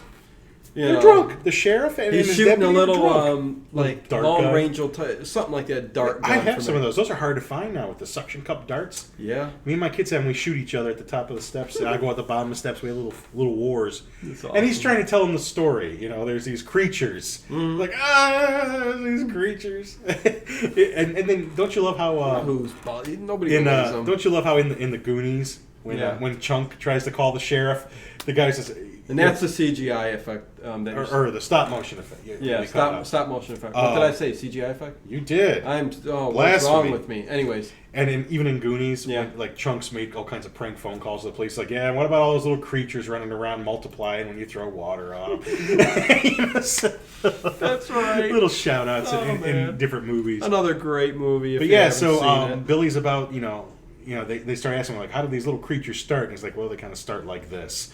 And he's, it cuts away. He's going to show him Gizmo, and then that really cool stop motion scene you just mentioned is all the gremlins just coming down the street, hopping over each other. From the YMCA, he created like 100. Who knows? Enough to fill a whole movie theater, as we'll find. Oh yeah, so it must be a couple hundred, something like that. Well, because not just him multiplied, but each one that was in the water multiplied. Yeah. So I don't know how long technically it should have been infinite. I don't know how long they stayed in there doing that, but no idea. Yeah. But then now the gremlins are going to start creating absolute mayhem in the town.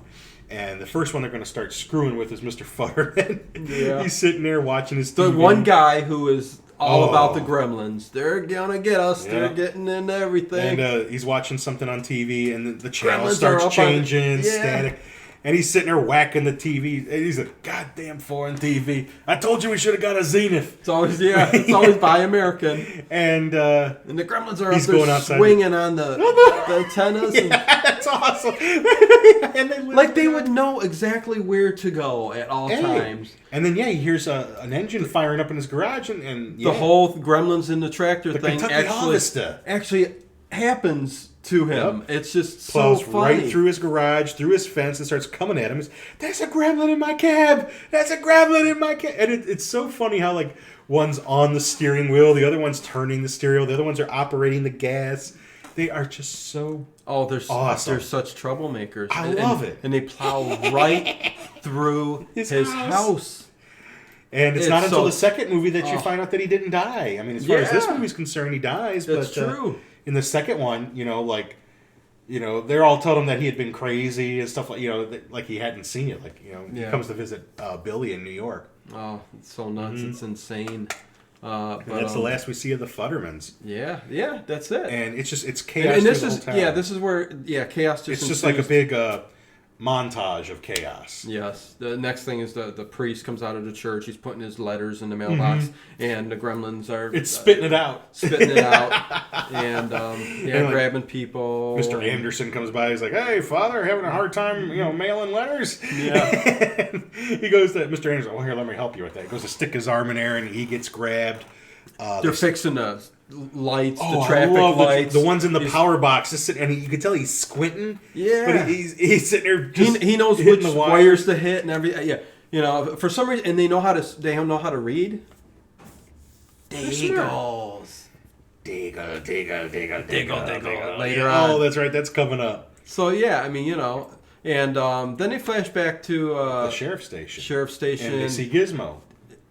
Yeah. And it's cute. He's sitting there waving a little American flag around. He's like, oh, look, how do all these ugly creatures come from this cute little guy? That's what they say, And again, they act like it's nothing. Right, yeah. And one of the best lines in the movie is coming up because they start getting, he's telling them, Sheriff, this town's going to be a disaster area. Mm-hmm. And, they're telling Billy, go home, go open your presents, take your little critter home with you and just relax. Mm-hmm. Then they start getting the phone calls. Yeah. That the Futtermans, it says the Futtermans freak accident, and he starts telling them it's the creatures. And I love when the cops are getting ready to leave. Mm-hmm. The deputy says, "I want to drive," and the sheriff says, "No, I'm driving." He's like, "But you're drunk." Right. And he's like, "Why do you always get to drive?" "Because I'm the sheriff, asshole." So funny. And then you're right. The Deagle part I think comes up next. Yeah. And Stripes out there. Deagle. And don't you notice she's not wearing her wig when she's in the house? Right. And this is an old lady, lives in a huge mansion. Bunch of cats. Sunset Boulevard style. And cats everywhere. And you notice all the cats are named after a type of money. Like dollar bill or something. Really? Okay. Yeah, dollar bill. They're all named after some type of money. Wow. And cool. their cats running everywhere. That house has got to stink. And she's got one of those motorized chairs that take you up to the second, third, fourth floor. I think that's the first time I ever saw one of those things. Probably, yeah. And because anytime I see it in a movie, I only think about Gremlins. Well, yeah. I think about what can happen.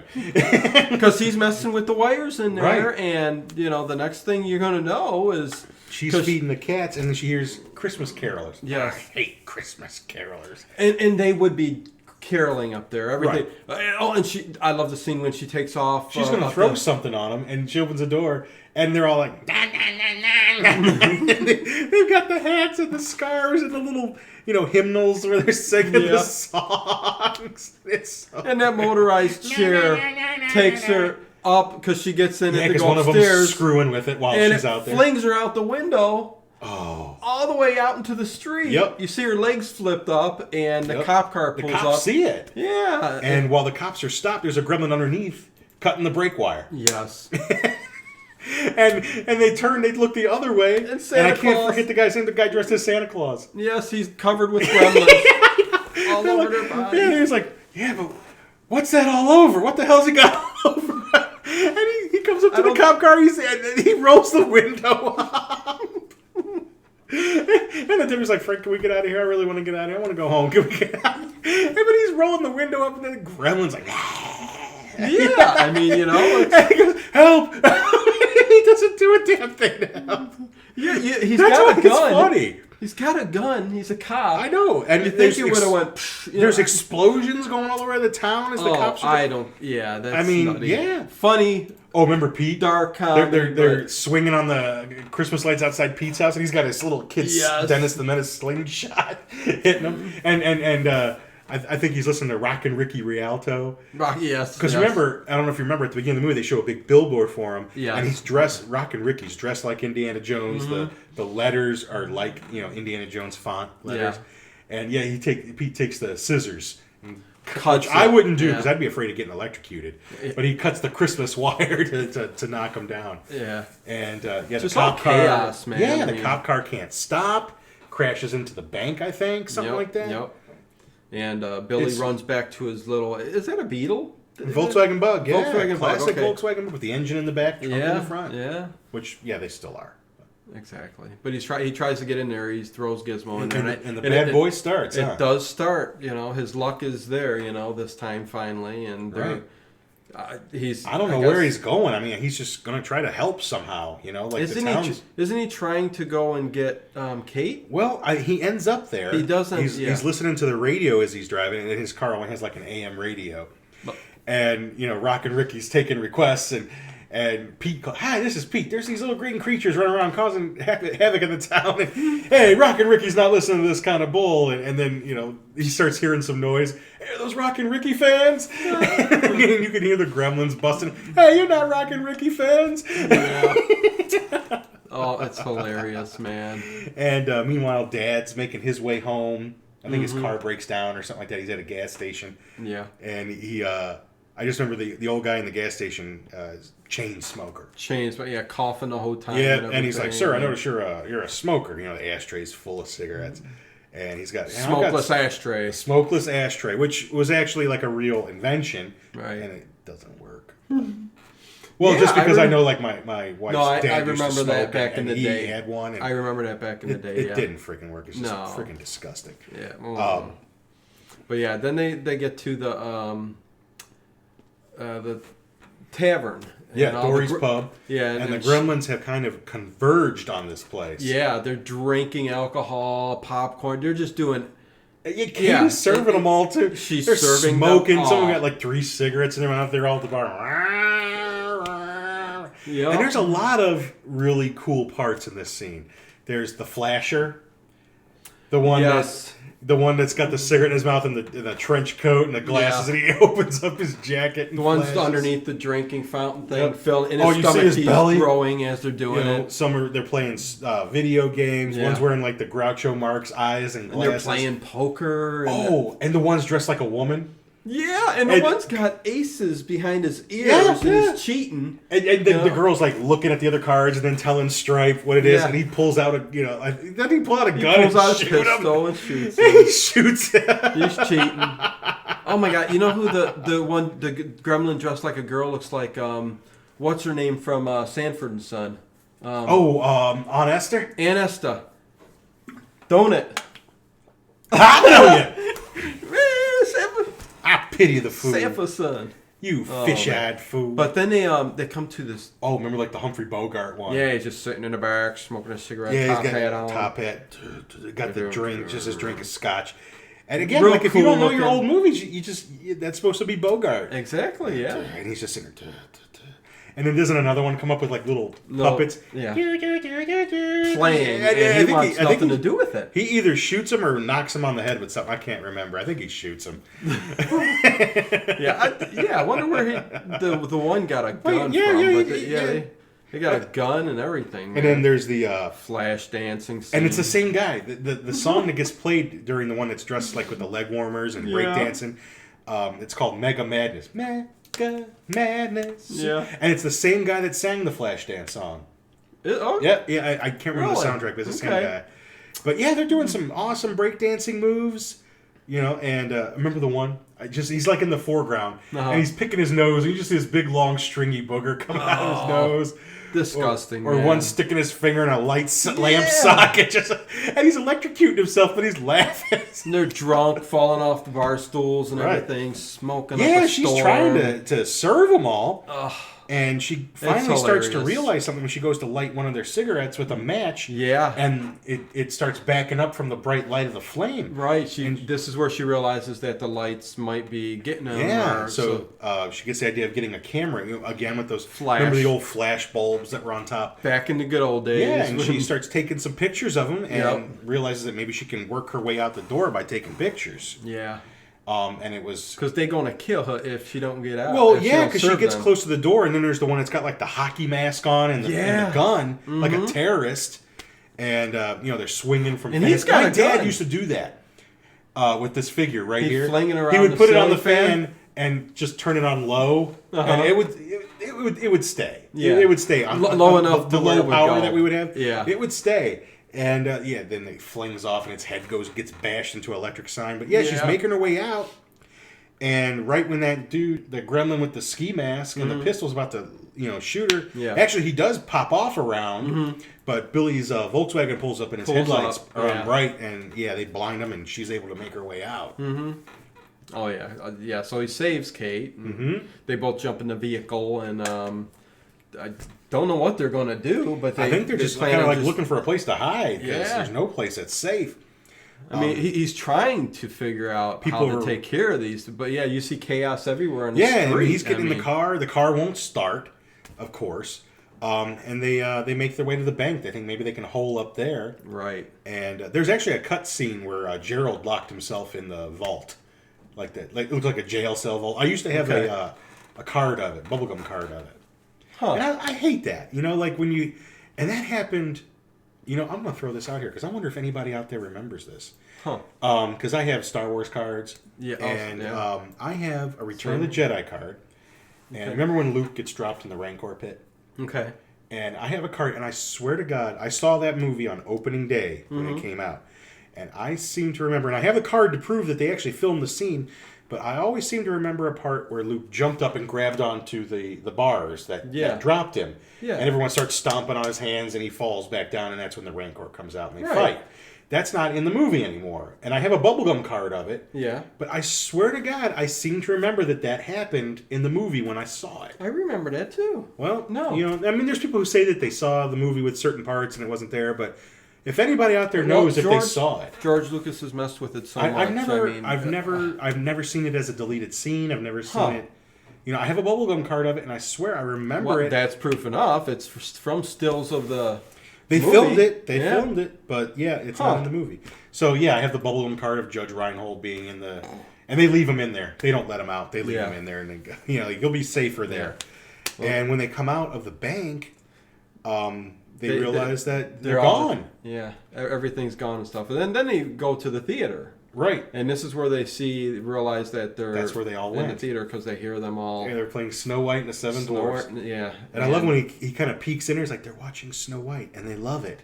And they're once the Gremlins get the projector going, which is chaos in itself. You see film go on the projector. They're rolling around the projector. Yeah. And once the movie starts, they're completely mesmerized. Oh, it's unbelievable, man. And they get the idea when they sneak in there. Oh, and I know when somewhere in this scene when they're in the movie theater, I love how they're all eating popcorn and stuff. One of them's got Mickey Mouse ears on. Yeah. And I don't know. One's got like popcorn bags on his ears, and they're decked out. Their clothing, their the gloves, hats, garland, everything. Yeah. They're just decked out. I mean, these Gremlins with the doors, hi ho, hi ho, and they're singing along with it, and they're loving it. Crazy Gremlins. So Billy and Kate get the idea to go down in the boiler room, turn the gas on, light a rag on fire in the door. Destroy it, and it'll destroy them all. Yep, kill them all in one fell swoop. Yep. What they don't realize is that Stripe has made his way to the candy counter. Yeah. He wants some milk duds. And doesn't he makes his way out of the theater? There's no candy. Like, there's nothing left. Right. And he sees out the door there's a candy, like the department store, and there's candy, Christmas candy in the window. And yum. Yeah. And makes his way out there. So he's going to be the one to get away. Yeah. And they're going to get away with blowing up the theater.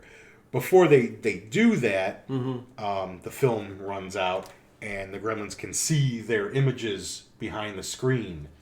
Yeah, and they go running after them. And it's cool. And it's actually a very... Yeah, because you see their shadows coming up, and then they start clawing the screen up. And yes. It almost reminds me of those like movie within a movie kind of things. And I think it happens in Gremlins too, where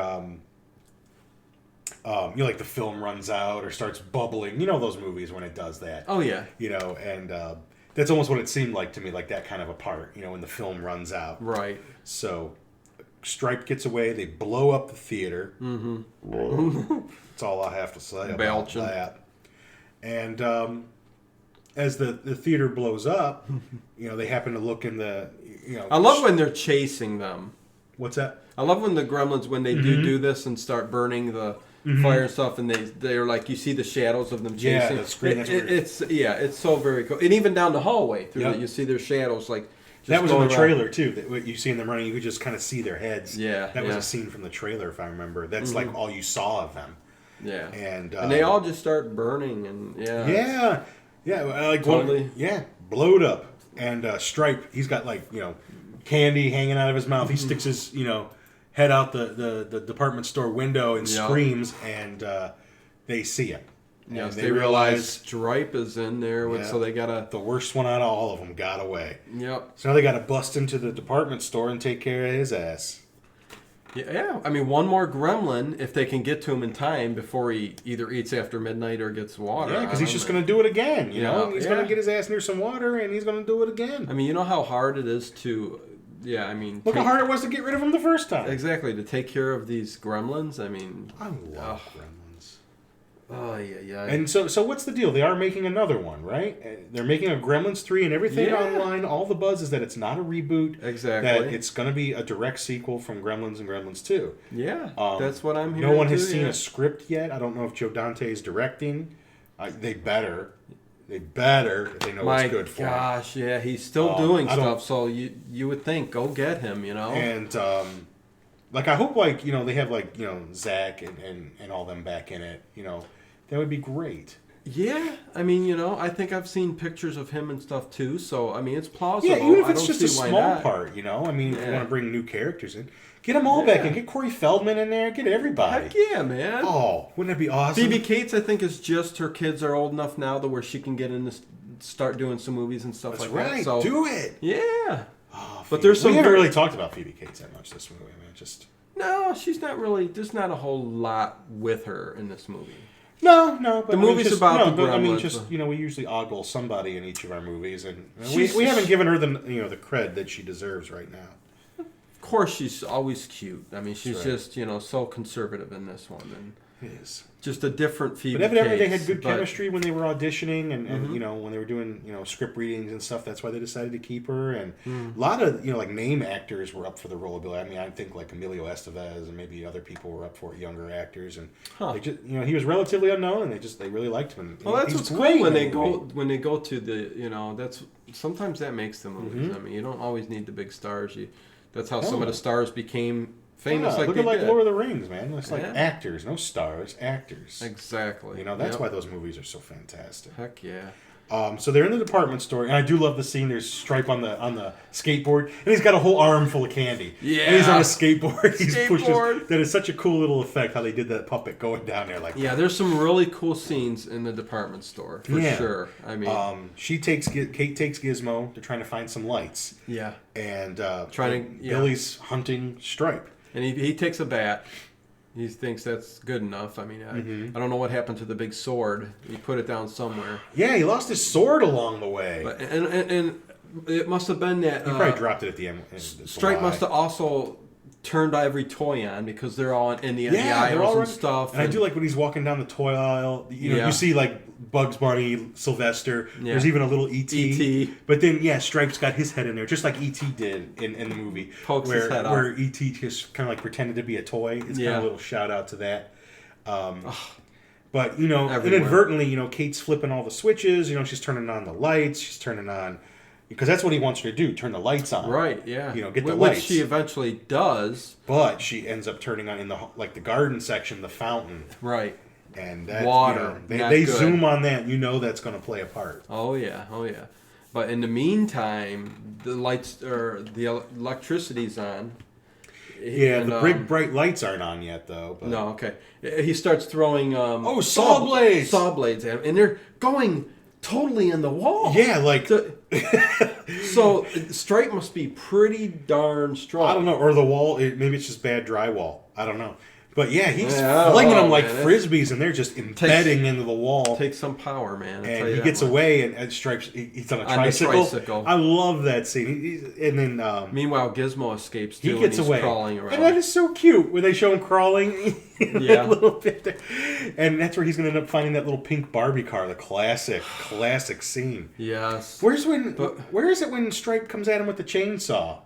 That's coming up, isn't it? Yeah, he gets into the sporting goods area. Oh, you know what I think he does? He starts shooting tennis balls at him. Yeah. The tennis ball machine, like in jerky boys. And he's got a crossbow. He shoots him with a freaking crossbow. Oh, it's so terrible. Arrow right in the arm. Yes. And Billy's all hardcore. He rips that out.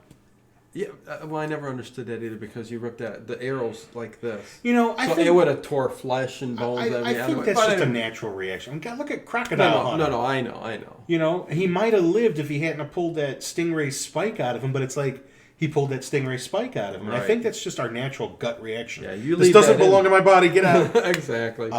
Then this is where he comes at him with chainsaw. Yeah, Leatherface, man. Yeah, Leatherface, man. And Billy's got that wood bat. And it takes a while for him to cut through it. Oh, man, but he manages to get away. And this is the great part when... Because, he gets... what happens? The Stripe somehow gets pulled away by it.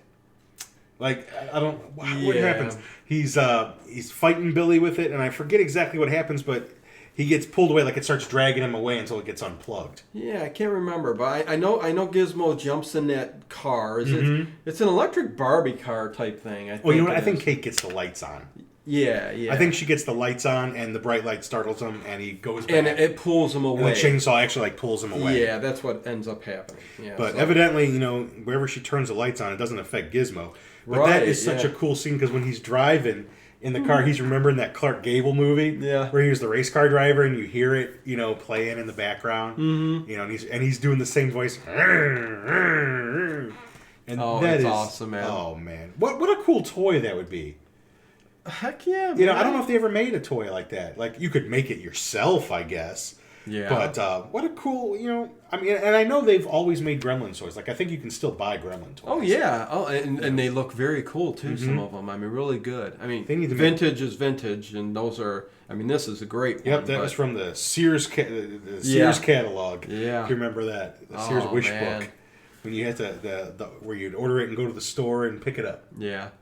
But meanwhile, it's turning daylight out too, which comes into play. And Dad's coming home. He picked up Barney. Because Barney was at maybe Grandma's house or something for a little while. And Gizmo's going all around riding that little vehicle, and I love the scene where there's the snow shovel. Mm-hmm. It's just sitting there up there, Uses it as a ramp. Uses it as a ramp. And we should say that Dad was driving through town, what the hell's going on. Yeah. And he stops by the department store, and Barney jumps out and runs in the store, I think because he can smell Billy Gizmo. Right, yeah. People don't realize how good dog sense of smell is. Oh, no, yeah. Totally. I read something. I actually didn't realize, and not to go off on a tangent or anything, it's just brief, but I read something that, I don't know if it's every dog, but if you took 2 Olympic-sized swimming pools and took 1 tablespoon of salt and threw it in that Olympic-sized swimming pool, the dog can smell the salt. Yeah, no. Like if it's all mixed up, the dog can smell the salt. Well, they got dogs that can sniff out. But that's amazing. Cancer cells. Do you know how big 2 Olympic-sized swimming pools, all that water, and 1 tablespoon of salt? How can a dog sniff out a cancer cell in the body? I mean, they can do that. But nevertheless, it's something with the anatomy in there. Of course, it's there. It is. But the dog's in the store, and I remember Gizmo in the car just like zips right by him. Yeah. The dog does a leg lift and. But Billy goes back into where that fountain is and sees that Stripe's there. And he also got himself a gun in between, too. Yes. He's got a pistol. And, this is an awesome scene because he sticks for some reason, they like to stick their finger in the electrical sockets. He's in the fountain with his finger. And, he's getting all bubbly. Yes. And, you're right. Then he uses that ramp. Gizmo uses this snow shovel as a ramp, flies over, and Stripe is going to shoot him, and he opens up the shade. He grabs the shade that opens up the big sunshine. Yeah, and the sun skylight or whatever. Yeah, sun comes right in. Oh, what a horror! What a great scene when Stripe is just melts. It's melting him, But the Wizard of Oz scene, man. I mean, but 1,000 times worse. Yeah, he ends up just getting.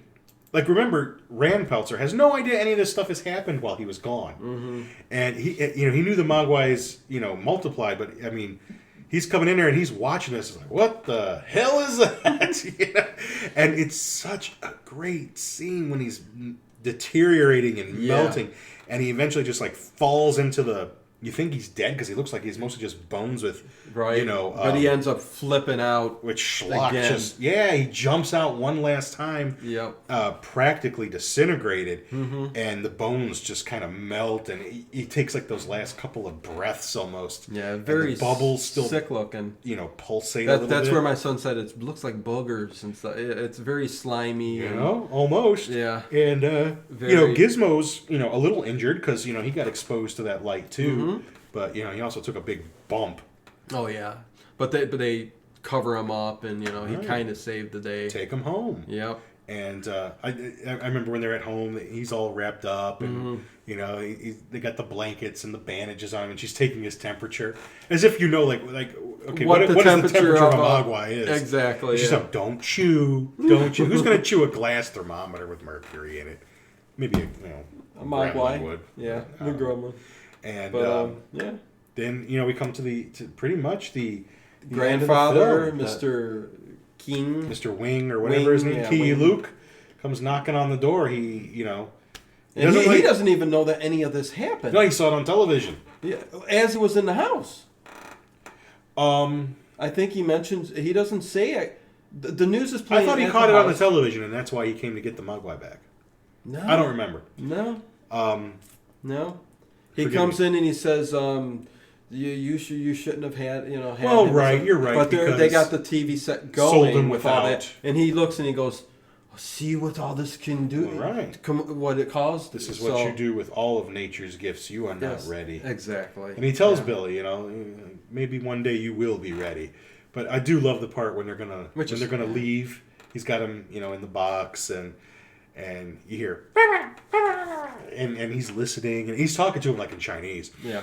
And, because Gizmo wants to say goodbye to Billy, and it's so cute. Billy says, how to... Bye, Billy. Yeah, it is a very cool And scene. as Key Luke is walking away through Kingston Falls. Uh-huh. Oh, what? There's even a part in Explorers, if you remember Explorers. Mm-hmm. One of the newspapers says, whatever, Kingston Falls riots, cause unknown still. I mean, there's little shout-outs to Gremlins. Okay, yeah. Well, yeah, Joe Dante's going to do that. Right. Yeah, And as he's walking away, you hear Rand, kind of closing out the movie again, saying, if anything's ever going on the fritz, your washer machine, your refrigerator, your TV, turn on all the lights and be careful because it might be a gremlin in your house. Yep, nice little speech there at the end of the movie. And the thing, yeah, awesome movie.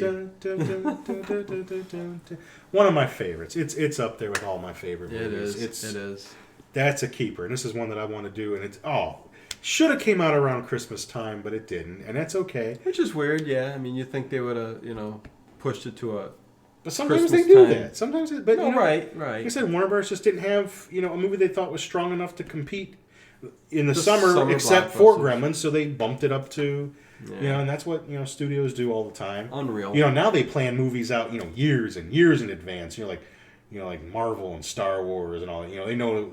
Well, Disney said they're going to put a Star Wars movie out every year, so get ready to get as sick of it as you are probably with superhero movies.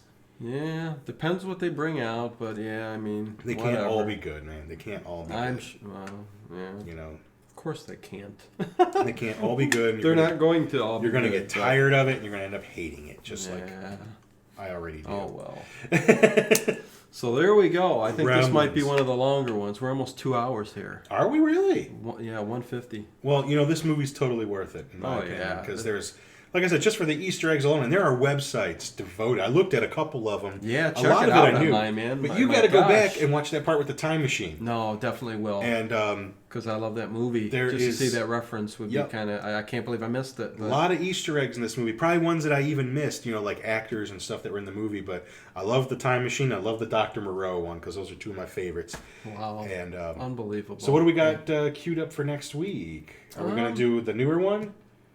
Are we doing a Christmas horror story? I think we might do. Why don't we do that next week? And then we'll save the two goodies for the last 2 weeks. Yeah, sounds good to me. So next week we're looking at a newer movie.